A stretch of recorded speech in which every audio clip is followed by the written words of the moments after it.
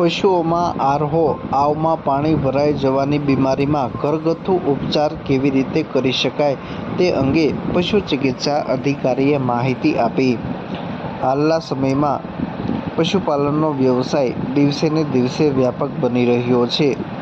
લોકો પશુપાલનના વ્યવસાય થકી લાખો રૂપિયાની આવક પણ મેળવી રહ્યા છે. પરંતુ માનવ શરીરની જેમ પશુઓમાં પણ અવનવા રોગો તેમજ સમસ્યાઓ થતી હોય છે.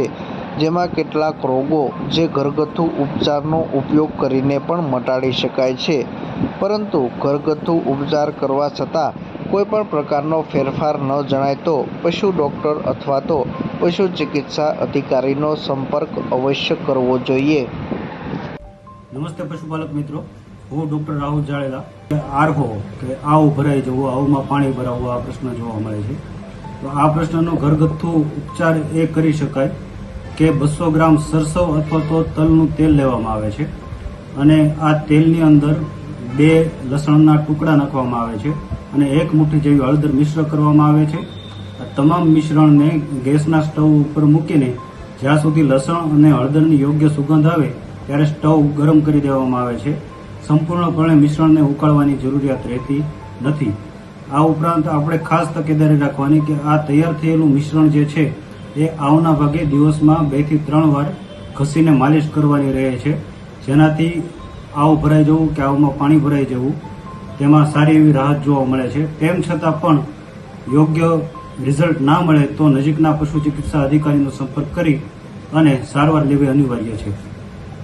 પશુઓમાં થતા વિવિધ રોગોમાં આરહો આવમાં પાણી ભરાઈ જવાની સમસ્યા પશુઓમાં જોવા મળતી હોય છે.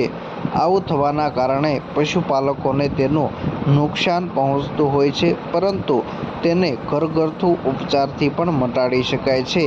તેના માટે તલ અથવા સરસવનું તેલ 200 ગ્રામ, હળદર અને લસણની કળીનો ઉપયોગ કરી તેનું મિશ્રણ તૈયાર કરી લગાડવામાં આવે તો તેનાથી ખૂબ જ ફાયદો થતો હોય છે. તેલ ગરમ કરી તેમાં હળદર અને લસણના ટુકડા નાખવામાં આવે છે.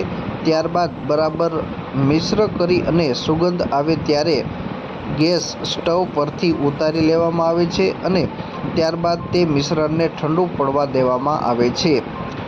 ઠંડુ મિશ્રણ થઈ ગયા બાદ જ્યાં પાણી ભરાયેલું છે ત્યાં અને આખા બાવલા પર મિશ્રણને ઘસીને લગાવવામાં આવે છે. દરરોજના માટે 3 દિવસ સુધી આ પ્રકારનો ઘરગથ્થુ ઉપચાર અપનાવવામાં આવે તો પશુઓમાં થતો આરહો એટલે કે આવમાં પાણી ભરાઈ જવાની સમસ્યાનું નિરાકરણ થતું હોય છે. આમ કરવા છતાં કોઈ પણ પ્રકારનો ફેરફાર ન જણાય તો પશુ ડૉક્ટરનો સંપર્ક કરવો જોઈએ.